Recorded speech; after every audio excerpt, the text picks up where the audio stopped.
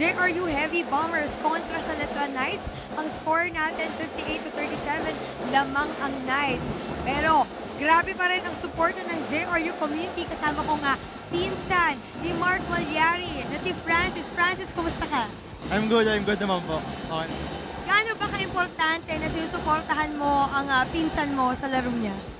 Sobrang importante po kasi minsan lang po kami magkasama. Bali, parang ito na po yung chance na nakakapag-band kami para mapanood ko po siya.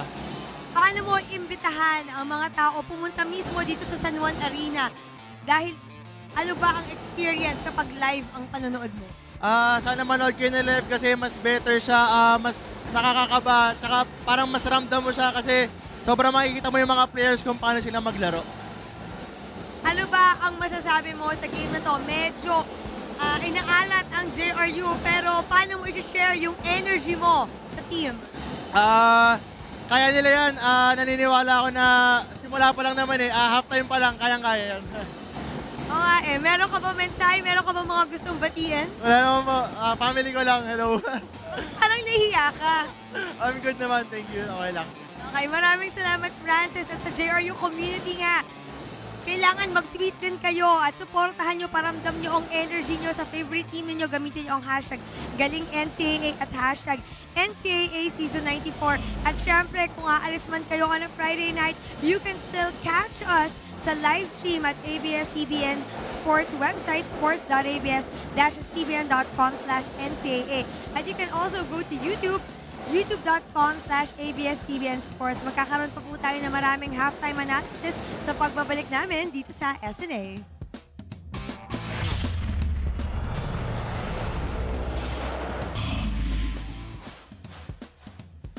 Nagbabalik po tayo dito sa loob ng Phil Oil Flying V Center kung saan pinapainit ng JRU Pep Squad ang half court as the Letran Knights lead the JRU Heavy Bombers 57-38. Maraming salamat muli sa inyong pagtutok sa SNA. Anton Ross together with Coach Hammer, Martin Antonio. Such an intense first half ating napanood. Kanina lumamang ng 12 ang mga Letranista. Nakabawi ang JRU going on their own version of a run. Even led momentarily bago nagpakawala ng 23-6 run ang Knights to end the first half. And that run was capitalized on so many stats. Salamat kay Pong Ducanes. He updated us with a lot of things na naitala ng Letran Knights. Halftime pa lang tayo, 17 assists na ang Letran Knights. Yan, nakikita nyo sa ating graphic. Ang average nila, 19.5. 3-pointers made, they're averaging a little under 5. 8 na ang naitatala nila. And fast break points, they are at their season average of 12 points per game. Kaya naman ganyan kalaki ang lamang ng Letran. As it stands, 11. Nakakashoot pa nga ang JRU dito. Letran has been defending well and we'll see how JRU will find an antidote dito sa ginagawa ng Letran Knights. Well, JRU had a burst of scoring courtesy of MJ De La Virgen, Jed Mendoza, of course, with his 13 points, and Leo Esguerra, yung mga nakakagulat niyang tira mula sa mga elbows. But other guys really have to step up because Letran continues to find other guys who can contribute. Yung mga katulad ni Jeremiah Taladua, Fran Yu, Coy Calvelio, coming out of nowhere. Hindi pa naglalaro si Bonbon Batiller. At nasabi mo, Bonbon Batiller, medyo sore pa yung balikat. Nagsablocks nga yung kanyang shoulder. It wasn't a complete dislocation, pero medyo sore pa. So ngayon, umahanap si Coach Jeff Napa kung saan ibibigay yung minuto. And thankfully for him, itong si Franyu, Nico Galvelo, of course, the usual suspects. Itong si Bong Quinto at JP Calvo, still producing. He has 3 guys who are in double figures and Larry Muyang with 9 points. Kaya balancing ang atake ngayon ng Letran Knights. Ito makikita natin, Coy Galvelo, Bong Quinto, JP Calvo, all in double figures for the Letran Knights. Ito namang Heavy Bombers, itong si Mendoza, Jed Mendoza with 13, De La Virgen with 9, Leo Esguerra with 4, but after that, medyo empty na yung kanilang scorecard. Mas lalong umiinit ang aksyon dito sa NCAA, pero palapit na rin ang Halloween dahil Oktubre na. Ito, baka gusto mo dalhin si Marla at si Carmina dito. Itong Kidzania Manila's annual Back to Kids event happening on October 19. Tickets are priced at 600 pesos para sa mga estudyante, 750 for the early bird if you buy through KTX. A lot of things to do there. Oh, Coach definitely. Ren Ritualo knows that. For more information, go to kidzania.manila.com. Alam ko na yung costume ko. Oh. Candy basket. Kasi yun yung ginawa ko last Halloween eh. Kasama lang ako ni Mark. Taga-kuha lang ako sa trick or treat sa village eh. Oh, di ba? Oh, candy basket. Ikaw, anong Mag-effort ka naman. Ayoko na. Naka-white t-shirt. Nagpapatuloy ang ating laban dito sa second half. JRU and Letran. And the Knights looking up ahead at their schedule. They will play LPU next on October 5, Coach Hammer. That will be a very, very nice matchup. Might be playoff implications, especially for them. At matatanda ang 5 lang ang naging lamang ng LPU kontra sa Letran. Sa dulo ng kanilang first round meeting, the final score was 87-82. And both championship contending teams, yung dalawang nasa taas natin, Letran and San Beda, dikit lang yung mga panalo against the Letran Knights. It was a few possessions away from a Letran win, but they were able to salvage it in the last moments. Malyari. Padua, pinalik dito kay Malyari. Estrella. Pinasa dito kay Silvares. Buyang was able to bother that shot. Here comes JP Calvo. Calvo, aatake. Hinahanap si Bom Quinto. Natapik ang bola. Babalik kay Quinto. Quinto with a fake. Blocked by Silvares. Quinto will try again. And the ball will stay with Letran. And good hands there by Padua. Na-coveran yung baseline. Medyo Mark Silvares ang kuha ng shot block. Yun yung isa sa mga disadvantage naman ni Bong Quinto. Pag masyado na siyang malalim, being 6'2", medyo napapayungan siya ng mas matatangkad na players. Samantala, masyadong malakas itong tira ni JP Calvo. Ito na ang JRU. Spin move. Ball is loose. Naagaw ni Ambohon. Look at Galvelo run! Koy Galvelo! And that's the two things that he can do. He can run and he can shoot. Dagdag mo pa, he can play hard defense. Napakasipag nitong si Koy Galvelo. And I think he's gotten his second win, Coach Hammer. Kasi kanina medyo hinihingal na siya eh. Sa dami ng itinira niya, hihingalin din ako eh. Pero Koy Galvelo, inaasahan natin yun na maganda ang ilalaro. Ito, binigyan pa siya ng back pass. Hindi nga lang siya nakapwesto. Sayang, libre yun. Quinto. Aatake. Bong Quinto. No look pass para kay Ambohon. Galvelo. Pinasa kay Calvo for 3. And Padua comes up with the rebound. Ito na si Darius Estrella. Estrella had a career high 19 points just a couple of games ago. Buyang comes up with the rebound. Para hurried yung mga tira dito ng JRU. Hindi sila nakakapag-run ng kanilang mga set plays. Sinasabihan nila yung pace ng Letran. Quinto. Medyo nakulangan ng pektos yung pasa. Kaya hindi lumusot. Libre sana si Larry Muyang sa ilalim dahil humed na kay Bong Quinto yung isang big guy. You saw Coach Jeff Napa now in his 3rd season as the head coach of the Letran Knights.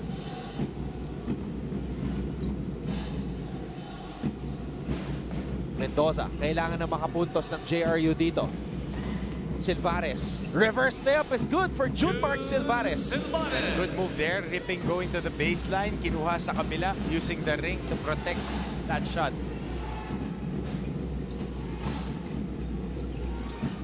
Quinto. Aatake. Quinto floating it up and in. Quinto. It is now a 21-point lead para kay Bong Quinto at ng Letran Knights. Estrella shooting over Bong Quinto. And Mendoza comes up with the rebound. Galvelo nag-sorry dahil hindi na na-bounce out itong si Mendoza. And good finish by Silvares using the offhand finishing with the left side. Calvo. Binigay dito kay Quinto. Cross-court pass. Koy Galvelo. Babawi. Masyadong malakas. Talagang napapatayo yung mga kakampi ni Koy tuwing nagpapakawala siya ng 3 mula sa labas. Estrella. Pinasa kay Mendoza. All the time in the world. At yun yung mga gusto mong makita. Pag libre, They need to make those shots. 16 points for Jed Mendoza. Quinto. Binangga ni Mendoza, that's a foul. That's the second personal foul on Jed Mendoza. Timeout, JRU Heavy Bombers. JRU calls a timeout. Magbabalik po ang NCAA dito lang sa SNA. Welcome back mga kapamilya dito sa NCAA Season 94. For a lot of you, Koy Galvelo has been a revelation today. But if there's somebody who isn't surprised with his performance, that will be Coach Jeff Napa, who has been mentoring him already for 3 years since their days at National University. Sabi rin ni Koy, ang laking kumpiyansa at tiwala ang binigay sa kanya ni Coach.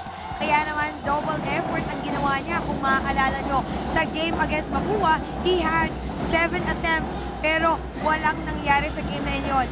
And after that, he made 15 points sa next game nila. At sabi nga niya, ngayon lang daw siya naging komportable with the team. So tingnan natin ano pa bang pagpapasiklab ang gagawin niya for today's game. Anong tingin niyo doon, Anton and Coach Hammer? Well, tingin ko kung magpapatuloy ang magandang performance nitong si Koy, magiging permanente na ang kanyang pwesto sa starting shooting guard spot ni Coach Jeff Napa. Ano sa tingin mo, Coach Hammer? Alam mo, Anton, dahil looking forward to next year, Bong Quinto will be graduating. And itong si JP Calvo rin. So, a lot of minutes would need to go around J.O. Ambohot getting a drop pass. Pero yung si Koy Galvelo will be one of the building blocks next year, definitely. At Jeric Balanza will be coming back, hopefully stronger than ever next year. He will be asked to be the alpha dog of that group. Kaya itong mga minuto na ito makakatulong lang for the further development ng kanyang mga players. Mendoza hops inside. Mendoza is able to draw foul. Mabigat ang mawawala sa mga Letranista. Kaya nung leadership side pa lang, hindi mo na nga kailangan isipin yung production eh. Calvo and Quinto. Kaya nung tinanong ko si Bong Quinto, nung in-interview ko siya sa Letran, championship caliber ba itong team nyo? Sabi niya, oo naman. And this is probably the deepest Letran team. And one of the taller Letran teams in past years. Taller than the championship team back in 2015. But that team was built on toughness. Definitely on toughness. You don't talk to them about height. You talk to them about the size of their heart. Mark Cruz, si Jeric Balanza was there, Bong Quinto, JP Calvo. They're the last few remnants of that champion team. 18 points now for Jed Mendoza. Fade away para kay Ambohot. Nothing but net.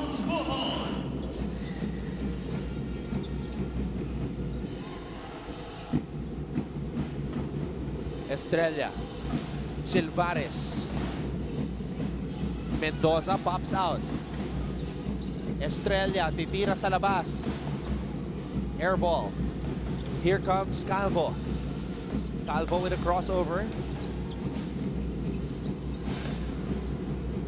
Ambohot spinning baseline. Ooh! Blocked by Silvares, but Ambohot will head to the line for 2. Taking contact si J.O. Ambohot, but good defense nonetheless. Let's take a look at it right here on our Vivo V11. Perfect shot, J.O. Ambohot. Creating enough space ng si J.O. Ambohot. Mas komportable talaga siya as a stretch 4. Last year, he was miscast as a center.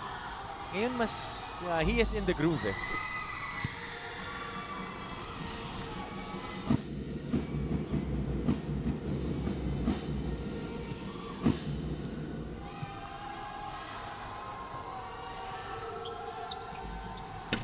Oh, it's short. Second free throw for Ambohot.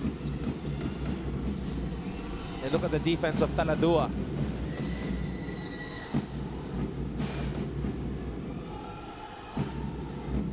I don't know how Taladua can stay busy after squatting his teammate before the game. Warm up yun. Warm up niya yun. So naman, may mga player na gano'n, Anton, that would work out before getting into games. kanya-kanyang superstition.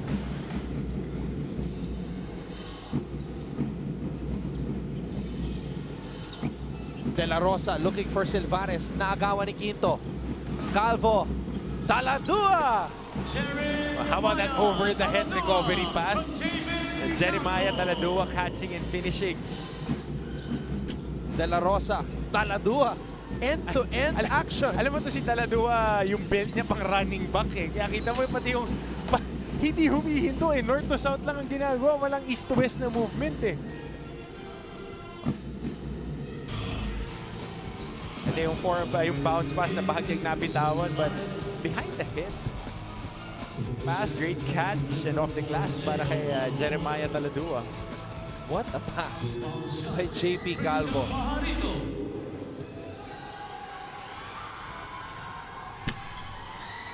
Maharito missing on the first free throw.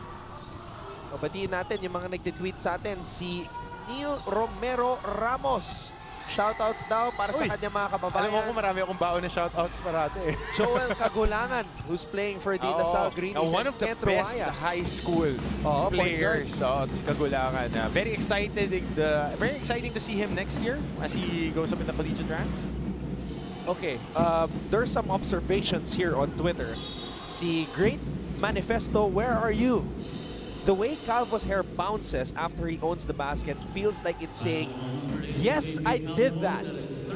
And I am not at the liberty to speak about hair. But yes, it is. And naman shoutout kay Adje Miranda. Kahit hindi ka ipasok ngayon, mahal pa rin kita. Yun. Yan yung unconditional Ay, love. oo naman. Alam ko yan. Ako wala akong alam dyan. Wow. Huwag na tayo pumunta sa mga ganyan usapan. Yung kaibigan pala natin sa McDavid Philippines nanonood ngayon, Pierre Lim. Sir Pierre. Sir Pierre. Mga kailangan namin ni Anton. Kaya nawala na yung sakit ko sa tuhod. Ako naman medyo solid pa. Pero kaibigan natin yan si Pierre Lim. At si Abby and Allen Francisco. Mga kaibigan natin si Silly Dragon. Si Adje Miranda. Hindi pa nga napapakawalan dito sa laro. Celis, pinigay dito kay Alex Mandreza. Isa pang player na batak sa laro. Fajarito shooting over Esguera and De La Virgen comes up with the rebound.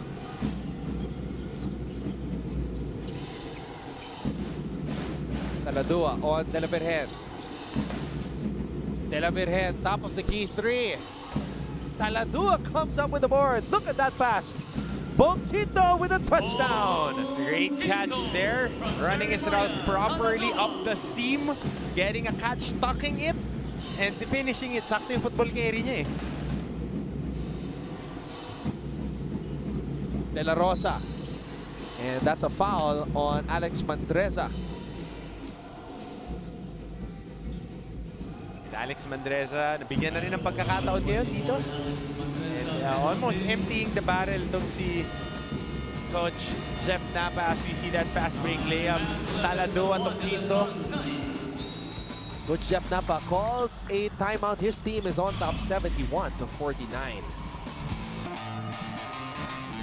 Ano kaya ang pinag-uusapan nila, Coach Hammer? Ano kaya yung ilang points yung makukuha nila sa pag-support sa kanilang team dahil most of the time, ito mga senior high school students ng Letran, Atago. Mukhang, ano oras ba dismissal na senior high school? 3 o'clock eh, di ba? 3:30. Ano naman nasarap din manood ng NCAA. And of course, families all over, even the young ones. I just look behind us and family of Coach Bay Cristobal. Dami ring JRU supporters na nandito ngayon. Lagi, automatic yan. Kabilang kanto lang eh. 2 kembot lang, nandito na sila. Celis, pinasa sa loob. Pong Quinto against Silvares. Quinto spins, throws it out. Mandreza atake. Papalik ang bola kay Quinto. Quinto, Mandreza, Celis for 3. And Quinto could not hold on to the basketball. Enter ang JRU. De La Rosa gets the ball, shoots it for 3. De La Rosa, no. And JRU still has the basketball. Leo Esguera makakapunto sa ilalim. Pinali pa yung tira na yun ni Leo Esguera, but he makes that basket. Baba ng bahagya ang lamang dito sa labing siyam.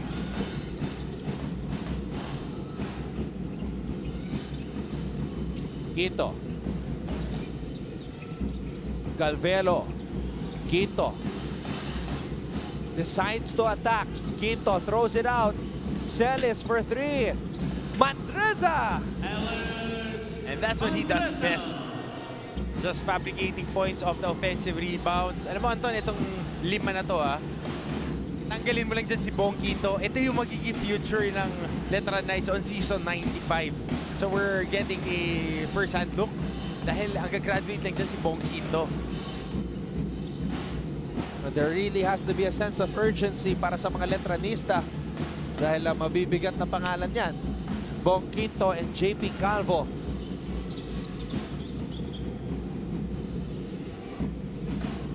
If Quito is King Arthur, Calvo is Sir Lancelot. Quito throws the ball out. Celis for three. Esguera with the rebound.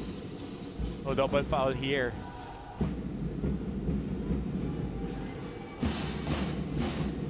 So si Coach Jeff na ba? Si Merlin? Si Merlin. Okay. Okay. I got you. This is double foul between number 15, José Alvarez, his fourth, and number 10, Christian Pajarillas. Mahilig ka din pala sa medieval times. Hindi, naalala mo yung cartoons nun sa ABS-CBN? Yung King Arthur and Knights of the Round. This was early 90s, di ba? Kamats tayo eh. alam mo yan eh. Nasa basketball court siguro ako, hindi ako masyado nanonood ng cartoons. Wow, ako nanonood eh. Time of time, ha? Oo, umaga yun eh. Sabado. Esguera gets that inbound pass. De La Virgen. 10 segundo natitira dito sa third quarter.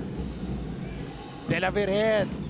Aatake, aatras, titira at makakapuntos para sa JRU. And they need a lot more of those as we see that last quarter shot ni MJ De La Virgen. Yung mga magkikreate ng sariling tira. Dahil ngayon, it's just Jed Mendoza and MJ De La Virgen fabricating shots for themselves and for their teammates. Balikan natin ang mga highlights mula sa third quarter. But what a quarter for the Knights. 16 points. The JRU trying to keep in step with them as Jed Mendoza has 18 points para sa kanyang kubran. What a pass. Eyes at the back of his head para kay JP Calvo as Jeremiah Taladua is able to score. 73 para sa Letran, 54 para sa JRU. Tayo po'y magbabalik para sa ika-4 na quarter ng ating laro.